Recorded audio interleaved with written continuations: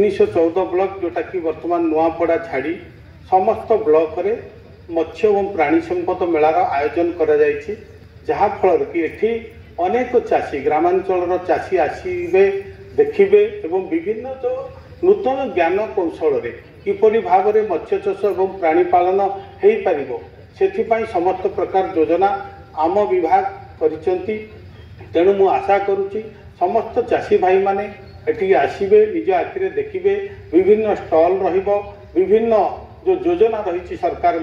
से योजना विषय जानवे एवं जो सरकार विभिन्न सब्सिडी रही जे आमर सरकार नूतन सरकार मूल लक्ष्य होची ग्रामांचल कृषि कृषक विकास सहित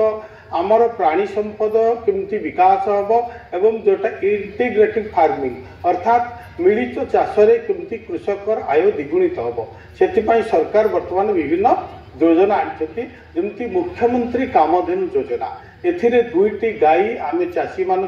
70% सब्सिडी दि जाउछि एवं विभिन्न जो माने अछंती क्षीर उत्पादन करी स्वावलंबी हो पारिबे तार मध्य व्यवस्था करा जाउछि। आगरु जिला एवं राज्य स्तर रे मेला करा जाउथला किंतु आम सरकार एबे समस्त ब्लॉक रे ए मेला को आयोजन करूछंती। तेणु समस्ते एठी आसंतु देखंतु नूतन ज्ञान कौशल को आपणांतु एवं स्वावलंबी निजे हेबा सहित जो विकसित ओडिशार जो स्वप्न रही आम स्वावलंबी हेबा ओडिशार विकास रे आम समस्ते जोग देबा। एई मेला प्रत्येक ब्लॉक रे अक्टोबर 24 तारिख ठू आरंभ करी नवेम्बर 15 तारिख पर्यंत